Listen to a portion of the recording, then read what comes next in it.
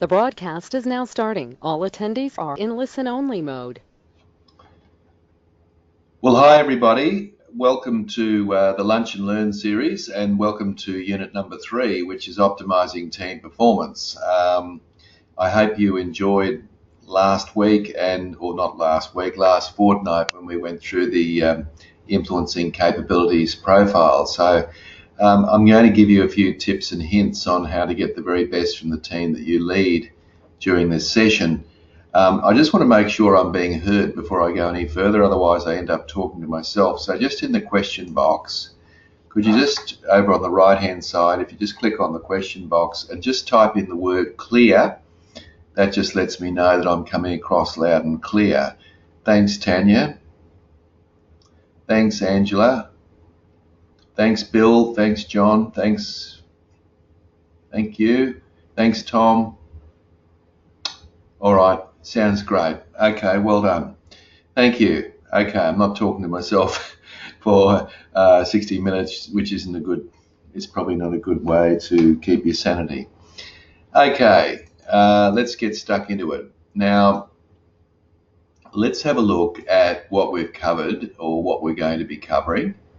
And you'll notice there on your screen, there's a list of the various units that we've covered. We're pretty much up to date, at least in the middle of the process, and then we've got 3 more modules to do. So I'm getting some really good feedback from people, so thank you. Keep that feedback coming. Even if it's not good, I'd still like to hear about it.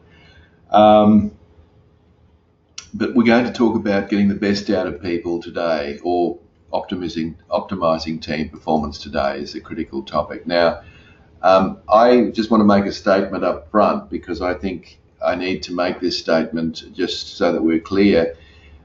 My personal view is that your primary role as a leader is to get the very best out of each member of the team.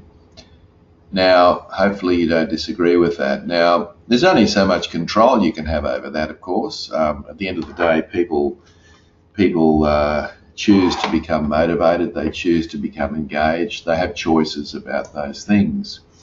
But if we can create the environment by which we can get the best out of people, then we're going a long way towards doing our job. Now, if you think about it this way, if you could rate the productivity of your team members on a scale of 1 to 10, let's say you gave someone a 4, and you gave another person a 5, and you gave another person a 6.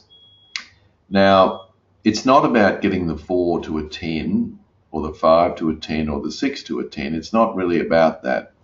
What it really is, from your point of view, is get the 4 to a 5, the 6 to a 7, and the 7 to an 8. Now, if you can do that, then you've just got 30% increase in, say, a small team of 3 people, which is significant, and it'll make all the difference in the world. So I just want us to be clear about this. Getting the best out of people is not necessarily a 10 out of 10, although that'd be nice. But the truth is, remember, everybody comes to the team having certain responsibilities for the amount of effort that they put into the work that they do. All we can do is create the environment for them to come to work and do their very best. But at the end of the day, some people just might not want to do their best. But getting a 10% improvement in performance is not insurmountable. Now, what are we going to be covering today? So there's 3 things that I want to cover. First of all, I want to talk about some barriers around creating a conversation culture. Now, my personal view, and I think research backs it up, that if you're trying to get the best out of your team, it's done through conversation. There is actually no other way of doing it, frankly. You can't do it via email, and you can't do it via team meeting. You can only do it through one conversation at a time. So there are barriers that get in the way of us having good performance and development conversations with people. And so I'm going to share with you one of the strategies that I use that's extremely popular in the public, private, and not-for-profit sectors, and that is the 5 conversations framework, which, as you can imagine by its title, is 5 conversations. So we'll have a look at that. And then I'm going to share with you 5 additional conversations, developmental conversations that you can have with your team members. And what I strongly recommend that you do is to set up a process where you're having regular catch-ups with your team members every 3 weeks, I would suggest, and that becomes part of who you are and what you do. These catch-ups don't have to be for several hours. They certainly don't have to be based on the work that people do. These are more catch-ups around how people are going, what you can do to support them, and so forth.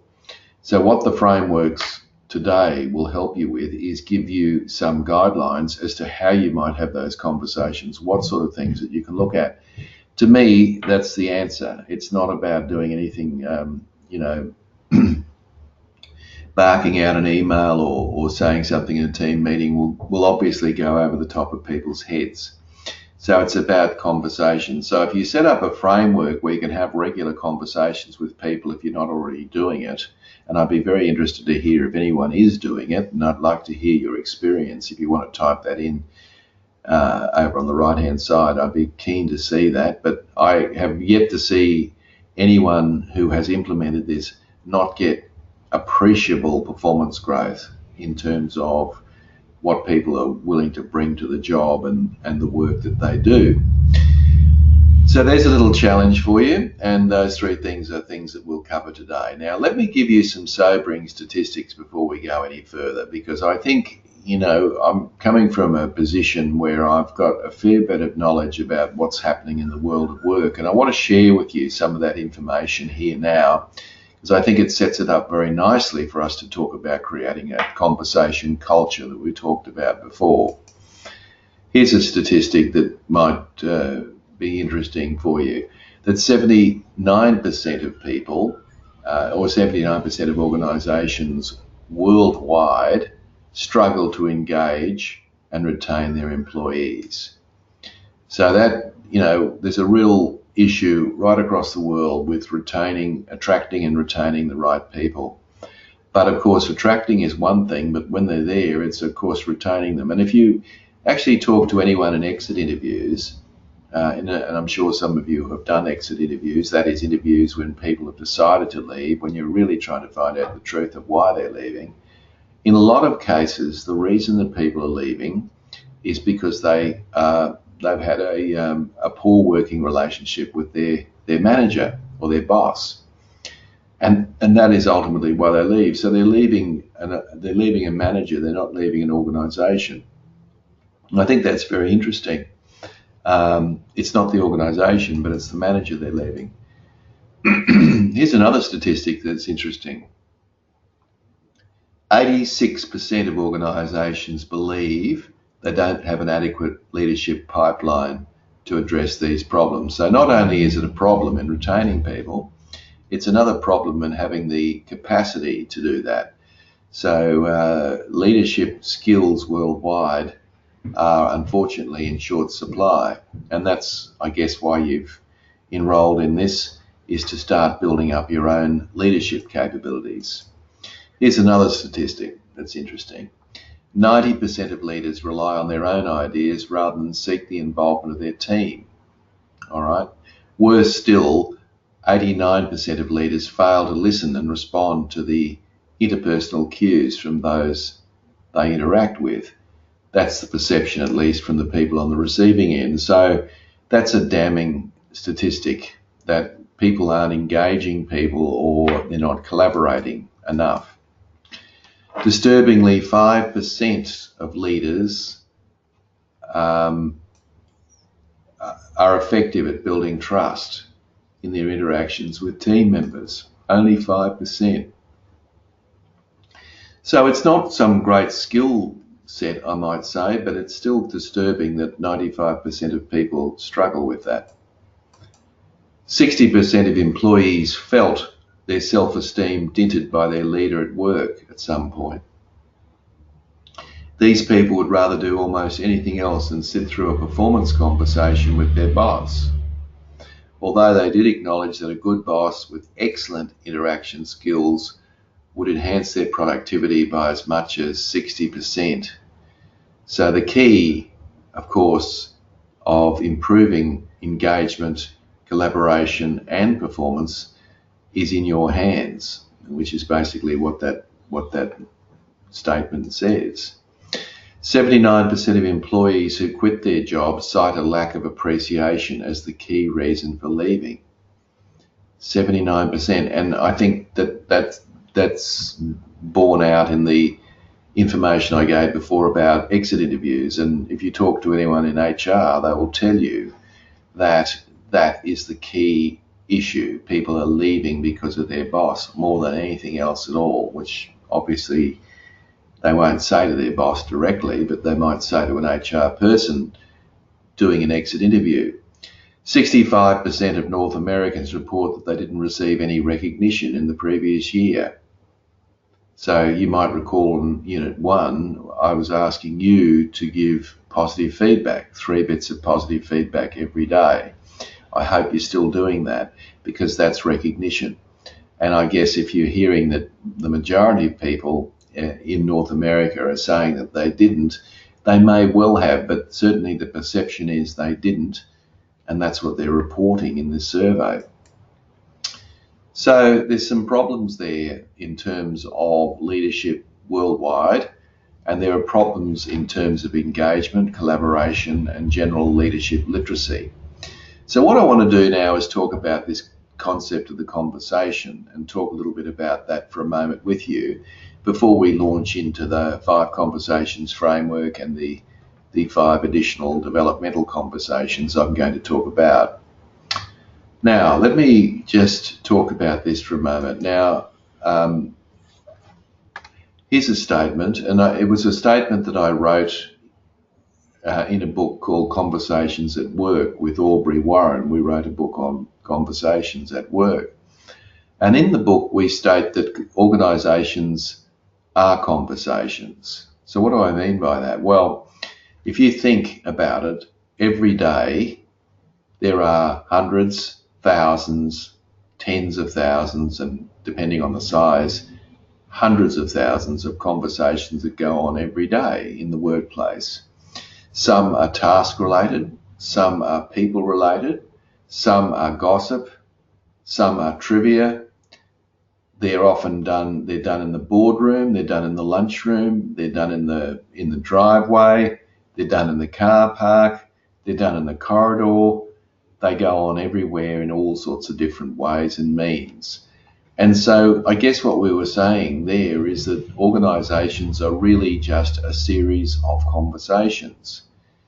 All right. And if you think about it, that's how it works. And those conversations will often be very important in terms of driving the quality of work in those organisations. So at the end of the day, what we're really interested in is good quality conversations. And the argument is, or the suggestion might be, is that sadly lacking? Many of us now use email to have conversations with people. Apart from being kind of sad, it is actually not very effective. And the reason it's not effective is that the email is what we call asynchronous. In other words, when you send an email to someone else, they choose when or even if they respond. So therefore it's asynchronous. You don't get an automatic reply. So it's obviously not a good place to be having a conversation. And yet what we could do is just, get on the phone or go and see the person and actually have the conversation with them. And what I'm going to encourage you to do is to have more conversations where you have been in the past sending emails. You will find that you'll do it quicker, often. 2, you'll get a better commitment to whatever it was that you discussed. And 3, it's more enjoyable. But of course, what's happening is that our technological world is starting to erode what we call humanness, about just having conversations with people. And that's really a problem. Now, a lot of people say that there's a great art form to having conversations. I don't think there's any art form in it whatsoever. I think there's some skills required in order to have the difficult conversations. I have no doubt about that. But let's face it, the majority of conversations that you and I have day to day do not require some sort of an art form.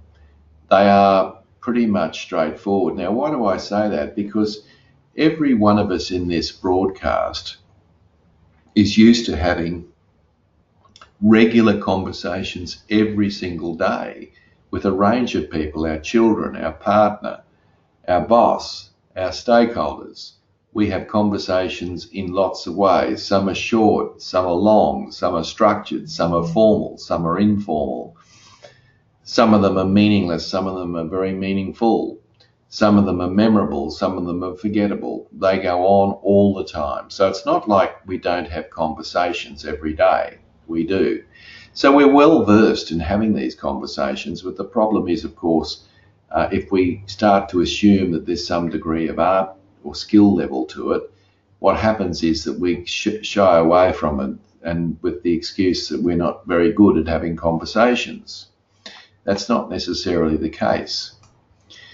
And so it does beg the question, have we lost the need for conversations? It's an interesting question, isn't it? And I think if you came on public transport today, say on a bus or a train to work, what I'd like you to do is to do this as a little exercise this evening. Look up from the screen that you're inevitably buried in and have a look around you, and you'll find that every single person on that train or on that bus is buried in some device. Now, there's nothing wrong with technology, and I'm certainly not a Luddite, and I believe it and use it regularly, but the reality is it does beg the question, have we lost the need to have conversations?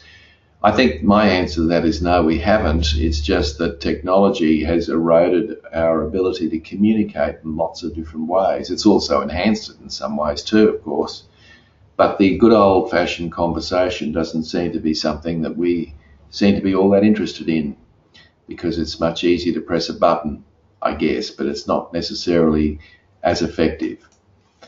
I did speak to a manager the other day, for example, in a business that I was working in, and he said to me, Tim, I love your stuff. I love the 5 conversations framework. I love the idea about having regular conversations. But he said to me, we don't have time to have conversations. Now, I was pretty stunned by that statement, and I didn't quite know how to answer it, but I did say to him, what do you mean you don't have time for conversations? And he said, well, we've got all this work to do. We just don't have time to be devoting to having this conversation or that. Now, I should say to you, without mentioning the business's name, is that they were getting a 25 to 30% turnover a year of staff. Morale was rock bottom. There was no engagement. And yet this person was saying to me that they had no time to have conversations. I probably would argue that one of the reasons that those figures were so devastatingly bad is because they weren't having conversations. I think that'd be the truth of the matter. Now, 2 colleagues of mine, Barry Posner and Jim Kuzner, very well-known authors in the States, wrote a fantastic book called Credibility. Now, they've written a few books, but one of them was Credibility. And in that book, they made the statement that leadership is a relationship. And I thought that was really a great way of summing it up. Now, obviously, it's not a personal relationship. They're talking about a professional working relationship, but they're saying that leadership is a relationship. And my question to them, and I didn't ask it directly, but a kind of like a rhetorical question to them was, how do you have a relationship with anybody? Now, there's only really one answer to that, isn't there? And the answer is this: one conversation at a time. One conversation at a time. There is no other way of building any sort of relationship with anybody any other way. So in other words, if you're really wanting to have a good working relationship with the people that you lead, you have to engage in conversation. It's as simple as that. So I wanted to share that slide with you before we got launching into some of the tools of having conversations and how you might get the very best from the people that you lead, which is ultimately what this is about. So I just wanted to set it up and so that you got some idea about my philosophy around conversations and what I mean. Now, there are two types of conversations.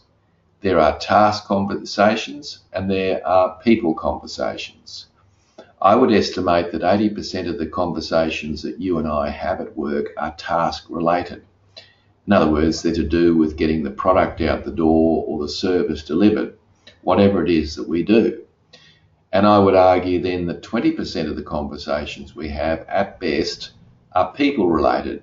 And by people related, I'm talking about performance and development conversations. And so what I'm trying to do in the work that I do in lots of ways is to attempt to redress that imbalance so that we can create more people-related conversations in the work that we do, because we know from research that that's what makes all the difference.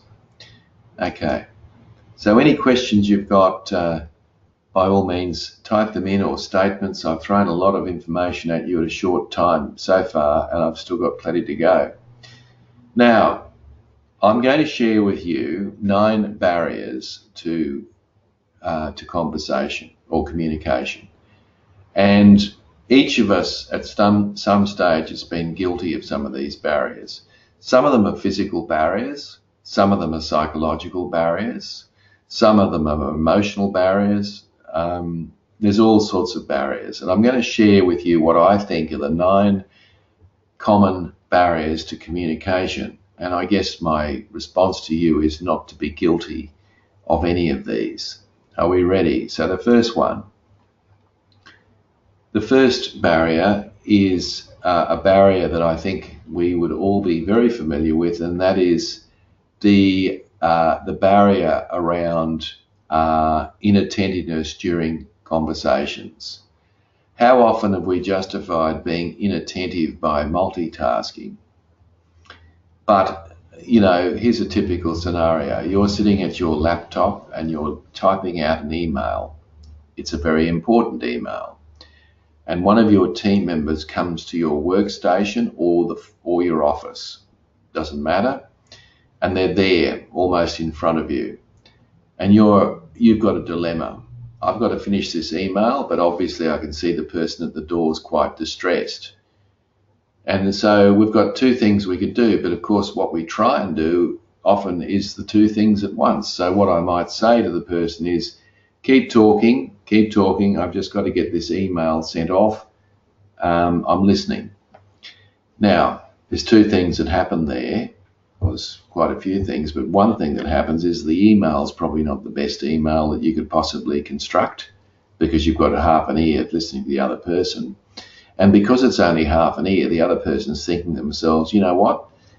He or she obviously thinks that email is more important than what I've got to say. And, you know, it's not doing justice to the email, and it's not doing justice, of course, to the conversation. So a better approach would be to say to the person at the door, on the assumption, of course, that the email is extremely important, is to say, just bear with me, I've just got to get this email sent off and I'll be right with you. Or if you can see that the person is fairly distressed at the doorway, then you might actually just stop what you're doing, turn and face the person and actually hear what they've got to say. And if you say to them, let me just finish this email, you might then say, I'll come over and have a chat to you after. Now, Warren Bennis, the great management consultant, said that the biggest challenge in the 21st century is our ability to manage our attention. I think that's brilliant. So it's all about all the things that we're bombarded with left, right, and centre All right, we've got myriad distractions going on everywhere. It's so easy in 2019 to become completely distracted by everything around us. So the ability to manage our attention is a critical issue for anyone in a leadership role, or anyone for that matter. And the way to manage your attention is to just pay attention to the one thing that you're doing at a time. I mean, for example, I can't see you, but some of you, I'm pretty confident with the volume of people we've got in today, is probably tapping out an email while they're listening to me, or they're watching something else go on in the office while they're listening to me, or they're reading something while they're listening to me. Stop it and pay 100% attention to this. You can get back to that later. But managing attention is going to be an obvious barrier to conversation. So give people 100% attention, and if you can't, then manage it so that you can get back to them later. That's number one. Now, number two on the list is one that we'd be all familiar with as well, and that is what happens is that we often do, there it is, it's on the screen now, we'll often restrict information channels. So what we'll actually say to people, and you've all heard it before, no news is good news, or you'll get told on a need-to-know basis. We've all heard those terms before. Now that's not they're not good, because what it's arguing is that we're going to restrict the information channels to people, and yet at the same time we're expecting those people to have the same perspective and the same attitude that we have about the work that we do. It's not going to happen. It's based on a very disturbing assumption that managers can be trusted and lead and followers can't. Very, very dangerous. Some managers can be trusted, some can't. Equally, it's the same with employees or team members. So my thought about this is that you and I should be sharing information. So if we're in doubt about something, share it. If you're umming and ahhing about whether you should share it, share it. Now, granted, there are things that you can't share. I completely get that, and that's fine. And not only that, team members actually understand and accept that as well. But share it. Share more information, because if you don't share information, you're not having conversations, and it's actually a barrier to having decent conversations. Now, apart from those two, the next one that's on the list that's quite important is the capacity to give feedback. And of course, our whole first module was on giving feedback. If you don't give enough feedback to people, then the reality is you're not having many conversations. All feedback should be, as I mentioned in Unit 1, is an opportunity to have a conversation. All right, and so feedback is the perfect opportunity to have conversations, albeit some of them quite short, but nevertheless meaningful conversations. So please give people feedback, seek out feedback, engage in conversations with people. It's very important.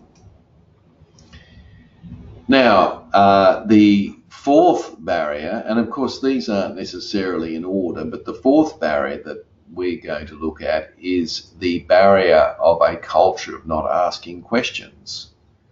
Now, every one of you in this broadcast today probably has good technical skills. In other words, what's happened is you have learnt a trade, you have a degree or two, you have learnt something somewhere. And what you have learnt is taught you how to answer questions. So you have learnt how to answer questions. But leaders are not in the business of answering questions, despite what you might think. Leaders are in the business of asking questions. So our job is actually about asking questions. Why, what, when, who, where, how, and which, all open-ended questions that will precipitate more than a yes or no. So somebody who is reasonably adept at having conversations with people would most likely be asking lots of questions. Why did you say that? What did you mean? Who did you talk to? When did it take place? What was the outcome? These are questions that open up a conversation with another person. So we leaders have to learn a new skill set, which is around the ability to ask questions and not just to answer questions, because that's no longer what we get paid to do. Number 5 on the list of the 8 barriers, or 9, I think I said, 9 barriers. Number 5 on the list is too much formality. Now, if you're only having conversations in your office, if you've got an office, then it's likely that those conversations will be nowhere near what they should be. Why? Because it's your territory and the other person probably doesn't feel all that comfortable in your office because it's not their territory. And you know, and I know that human beings are territorial. If you want to have really meaningful conversations with people, then get out of the office, go to a coffee shop, sit down and have a really good open conversation. You'll be surprised at how effective it goes. In fact, some of the best conversations are those that happen away from the workplace. And so it's not being non-productive, it's just using a different environment to do what you would do in the office anyway. Go for a walk and have a conversation. One client of mine in Melbourne goes and walks around Etihad Stadium, and while they do that, they can actually manage a 20-minute conversation with someone through the walk. Brilliant, and it works really well, and you get a little bit of fresh air, a new variety, and an opportunity to think. So you don't have them in your office is really my point. Now, I have alluded to email earlier and have talked about the pitfalls of emails. So it's important for us not to have an over-reliance on email. Now, the average person, if you're interested, spends, according to the studies, 2.5 hours a day on email. So you might like to think, well, where am I in that? Am I close to the mark or whatever? 2.5 hours a day on email. Now, some of you say, well, hey, that's not very much. I spend 5 hours a day on email, whatever it might be. 2.5. Now, I'm not suggesting for a minute that email is not highly effective. In fact, this whole Lunch and Learn series is actually geared around emails transferring information. So they're obviously got a place, and I think they have got a very important place. So I'm certainly not anti-email. My point, as I made earlier, is that I think that we're often having too many conversations via email or exchanging information that should be done in a conversation, and we're not doing it face-to-face or over the phone. So think carefully about the information you send and whether it might be better done via conversation or on the telephone or even even using Skype or one of those particular types of technological advances. Now, the other concern in the workplace is that if your leaders aren't role models, that is, they're not having conversations themselves that are robust and healthy and constructive, then it's highly likely that that will permeate throughout the organization. So if you're one of the sort of leaders in your organization, then you should be doing this. But if you're not, and you find that your leaders aren't doing it, then I just think you get on with it anyway. But certainly that's going to be something that will stifle or barrier, will be a stumbling block or roadblock to having good conversations in the workplace, is whether or not the leaders actually do that. So something to think about as well. Number 9 on the list, or sorry, number 8, I should say, on the list, is that we are fearful of emotions. And what it means is that we will often rationalize and think, I won't open a can of worms, so I won't broach this subject with someone else. Or we hear the saying, let sleeping dogs lie. Now, that's not a good idea. Or we hear things like the elephant in the room. We should be prepared to have conversations, even if there might be some emotional reaction to it. Because by not having the conversation, we're not getting rid of the problem, and the problem's just going underground. It's still there. So we're better off talking about it. And look, I'll tell you this, 9 times out of 10, if you're worried about how a conversation will go, then I can tell you that probably it will go better than you think. In other words, we're walking around with this fear about how the other person might react to the conversation, but the actual conversation itself will go a lot better. So, just get in there and do it. Just get in there and do it. And the main thing is not for you to get emotional. And if you do it in a respectful way, choosing your words carefully, as we talked about in Module 1, you will find that it'll probably go better than you think. So I think that's important. We need to be having those conversations that we're worried about as well. Now, the other thing that's important is, and there's not much you can do about this, but 25 years ago or whenever, there was a real trend towards moving towards an open office environment.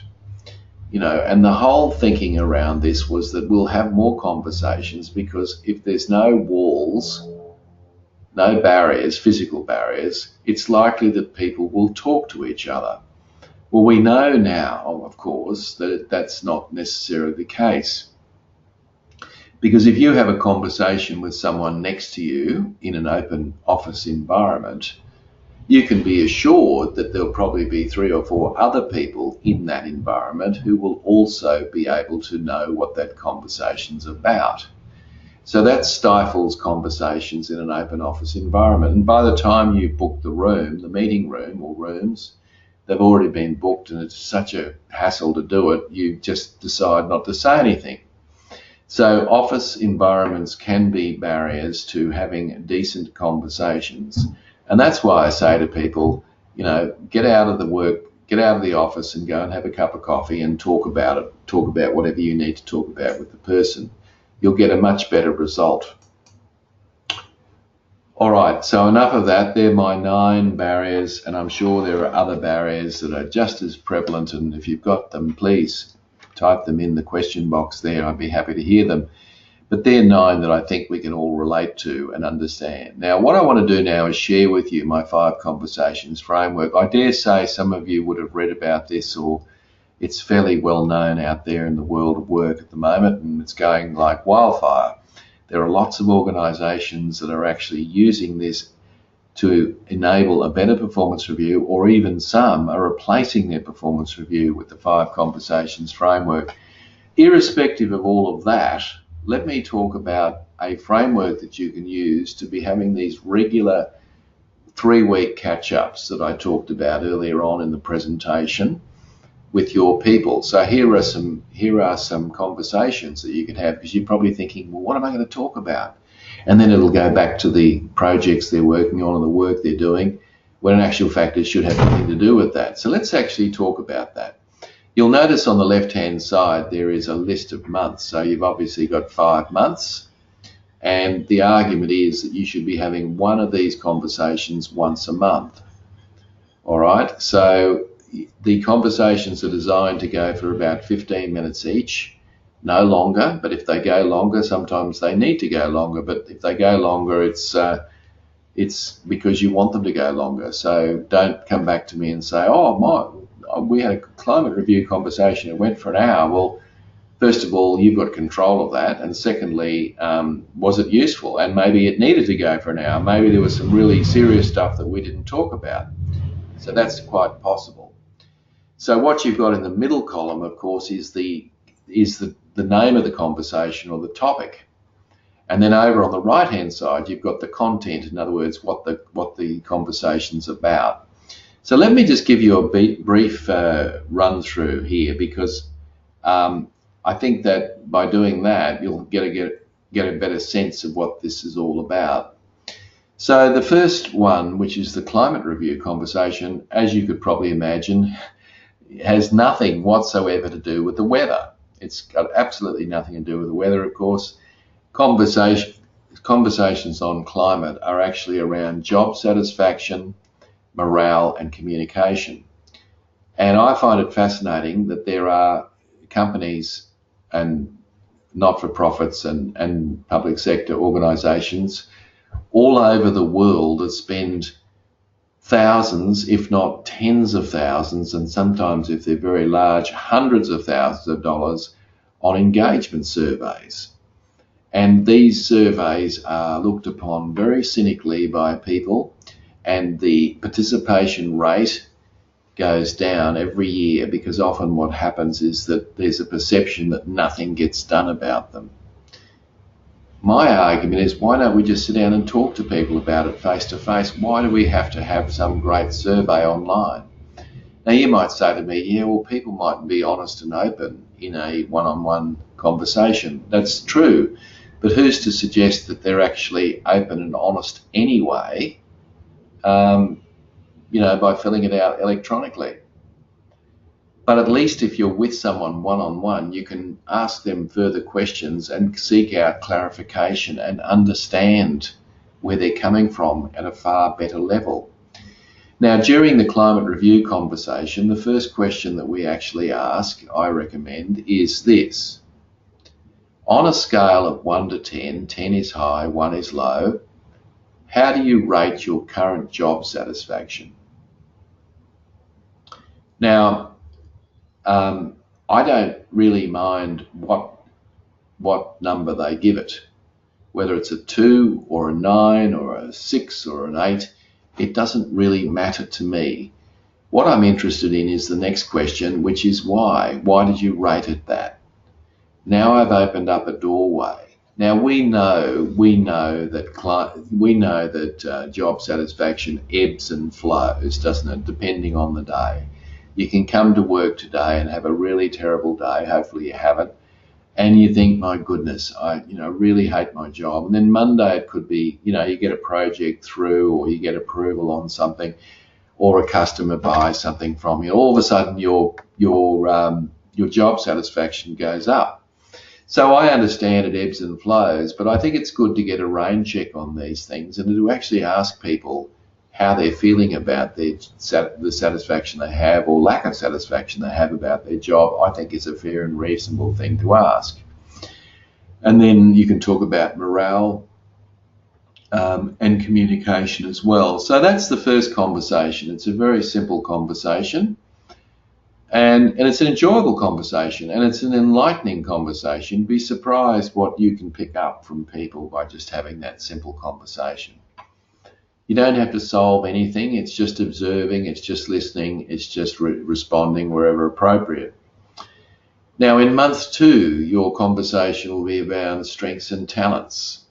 Now, instead of us going straight for the jugular and talking about things that people aren't any good at, how about we talk about the things that they actually enjoy at work and they're good at? How about we start from the positive? Now, we do know from research that there's a high correlation between what people enjoy at work and what they're good at.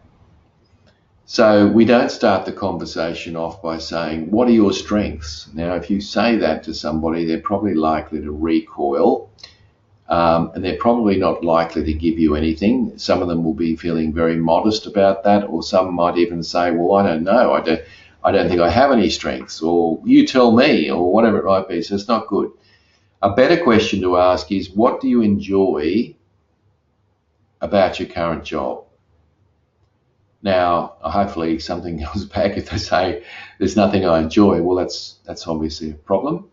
But, hopefully there's something there. And then the question then evolves around what you can do to give people more of that, if possible, either now or in the future. So it's about building on people's innate talents and strengths rather than going for the jugular and talking about negative things. So that should be a very pleasant conversation too. And then we get to conversation 3 in month 3, which is around opportunities for growth. Now, these are more traditionally the sort of performance review type conversations. This is the conversation where somebody comes to you in a meeting and is willing to share with you something that they need to improve on in their own work. All right, so I don't know what they'll come to you with, and maybe you don't either, but that's where you start. And then you build on that and you ask them what you can do to support them, what can be done to make that happen, or whatever it might be. Now, those two conversations, that is the strengths and talents and the opportunities for growth conversation, lead into the 4th conversation, which is the learning and development conversation in month 4. Now, the learning and development conversation is very much around discussing the learning needs of the individual that have come out of conversation 2 and 3. So, there will be things that can build on people's strengths, and there are things that can build on people's opportunities for growth that have come out of those two conversations, which can be discussed as a learning and development opportunity. Now, by learning and development, you don't need to send people off to courses. All right. Now, I don't think that's a good idea necessarily. I mean, obviously some things will be courses, but it's not all about sending people off to courses or conferences.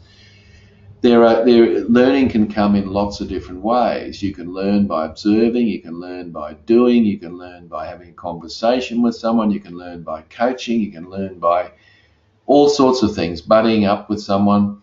All of these things should be on the table during conversation 4, so that you're actually about thinking of ways and means that you can support them in their learning. And the last conversation is the innovation and continuous improvement conversation. Now,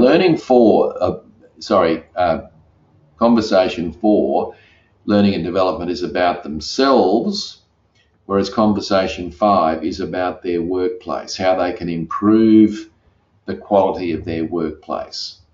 Okay, so there is a difference. Now, we want people to bring their brains to work with them and not leave them in a paper bag at the doorway. We want people to come up with ways and means of helping the organisation become more efficient and effective. Now, if you don't have a conversation about that, it's highly unlikely you're going to get anything come back. So why not have a conversation about it? And so that person can come to the meeting with some thoughts and ideas about that. You'd be surprised what people come up with. Not everything that comes up in these conversations would be brilliant, but there'll be some things that probably are worth considering at a deeper level. So have a conversation on innovation and continuous improvement. So folks, that's the 5 conversations framework. I'm sure you will find that very useful if you decide to go down that road. And if you're interested in the questions, I'm happy to send you some questions around that if you feel that that's going to help you with that. All right, now, what about some other conversations that people should be having? So there's 5. Now, let me give you another 5. One of the conversations that you should be having regularly is a coaching conversation. Many of you in this broadcast are highly technically competent, and you've got a lot to offer and a lot to share. Do you share your knowledge? Do you share your experience enough? Probably not, because we're all busy people. So how about you have more coaching conversations, and they are conversations. Coaching conversations are conversations. And sit down with people and genuinely have a two-way dialogue. And this is where you've got things that are quite complex that have to be worked through, and you're prepared to do that. So that's one form of conversation that I think you should be having with your team. Another conversation that you can have, particularly those who are, very experienced and know your industry inside and out, have a mentoring conversation. Any one of you who's had a really top-line mentor in your career would know the huge value of having a good mentor. It's like I've had a good mentor. They're like gold if you get a good one. Sometimes they happen through accident, sometimes they happen by design. But nevertheless, mentoring can make a big difference. And this is where you're sharing and conveying your understanding of the industry, the shortcuts, the political awareness, and all of those kinds of things. Career development is another area open to having to talking about in this area. So all of those things can be brought up if you're at the position where you can mentor other people in your team. There is nothing wrong with having conversations about that. Now, most people see delegation as not really a conversation, but I actually think it is, particularly with complex things that you want people to organise. So you want people to organise a retreat, or you want people to organise a major project, then it's a good idea to sit down with them and obviously, have a conversation about the various bits and pieces that are involved.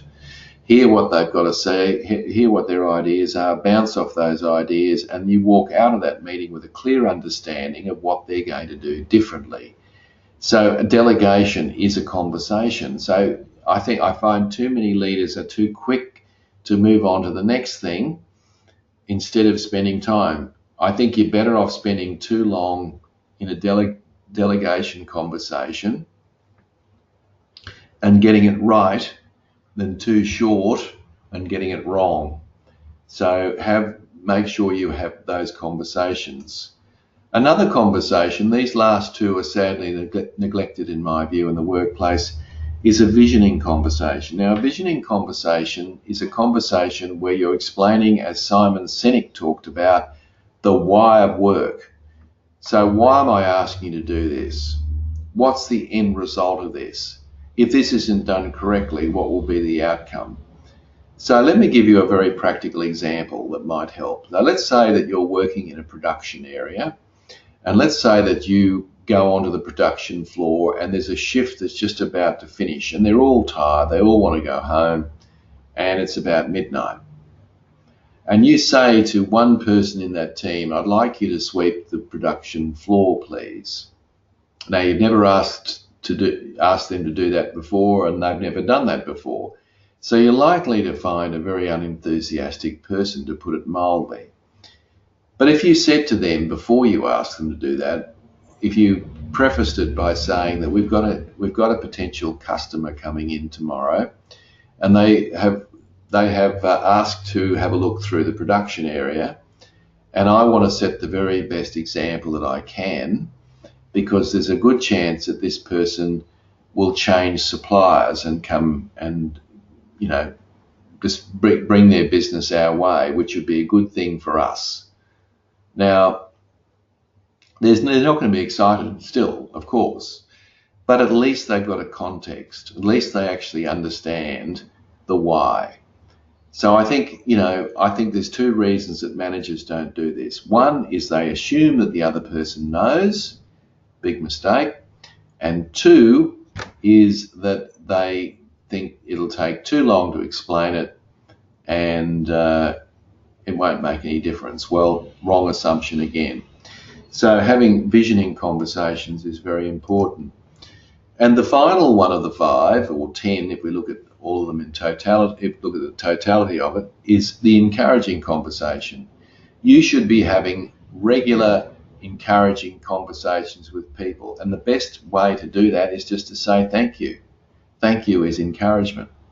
So thank you for sweeping the floor. Thank you for completing that report. Thank you for staying back the extra half an hour. Thank you for dealing with that irate customer the way you did and kept you cool. Thank you for speaking up in the meeting this morning. All of those things are good, and of course we don't say thank you enough in the workplace, and I think it's a good thing to do that. A very good thing, and I think it does. And so encourage people. Most people feel very insecure about their ability to do a new task. So what if you just said to them, I believe that you can do this. I have no doubt. I've been watching you, and I'm very clear. I have every confidence that you can get this done the right way. You might think that's stating the obvious. Well, it's obvious to you because you wouldn't be delegating it to them, would you, otherwise? But the truth is it's probably not obvious to them. And just that small amount of encouragement can make all the difference. So do that. It's very important. All right, just two quick things before we wrap up, because I'm conscious of time. In neuro-linguistic programming, which is always a mouthful, there is a concept called the three positions. And when you're having these conversations, what you need to do is to be in third position. Let me explain. First position is where you're thinking only about yourself. So if you see two people having a heated conversation, perhaps even an argument, they are finger pointing and red-faced and the whole box and dice. The reason that that's happening is that both of them are in first position. In other words, they're defending their turf. Now, that's not a good place to be. Not really, in terms of being constructive. Second position down here is where you can look at things or understand the other person's perspective through their own eyes. In other words, you can empathize. So sometimes in a conversation, it's very important to just hang back and try to understand where they're coming from. Even if you don't have, that doesn't mean you have to agree with them. It just means you need to understand it. And third position is where you still have your own view, you understand the other person's view, but in third position you can put it into context and you understand all of the variables involved with this, all of the factors that contribute, timing, the political climate, everything else around it. And so you can make sense of that in terms of where it's positioned. You want to be in second position at least, or potentially in third position if you can. And the other thing that I mentioned just before I finish up, and it's really important because I've said it before, get good at asking questions. Your job as a leader is to ask questions, not to answer questions, as I said. So get good at asking questions. Why, what, when, who, where, how, and which. If you ask those questions, 5 W's and an H, you're likely to get some open answers. And that opens up the potential for understanding and conversation. So that's it from me. I'm pretty much done. You were very quiet today. Maybe you couldn't get a word in. I've tossed a lot of stuff at you today, but you've got one last chance. If you've got a question or a comment, then please type it in. Hopefully you weren't distracted. Hopefully you were listening and and the information was very, very useful for you. I hope so, because your homework is exactly what you might have thought. Aha, we've got a question or a comment or an observation. Let me just check. Let's see. Okay. Tanya's just asking about the framework. Yeah, Tanya, what I suggest is if you send me an email, because I recognize we've got a lot of people in this. If you send me an email, I'm happy to respond to that. So can you do that for me? And I'll make sure you get a copy of those. Dominic's just saying, thank you for your time today, Tim. I found the position info quite interesting. Thank you. I appreciate that feedback. That's very nice of you to say that. That's one of your positive bits of feedback for the day. Okay, thank you. But look, this is the homework. The homework basically is to get a situation where you're having regular fortnightly or 3-week conversations with your people using some of the frameworks, and you stick with it no matter what. All right, so I want you to really give this a go if you're not doing it, because you'll be surprised at how incredibly powerful it is. It works. Trust me, it works really, really well. So I'm going to sign off at this point and say to everyone, have a wonderful weekend, and I'll see you in a fortnight. Thank you, and goodbye.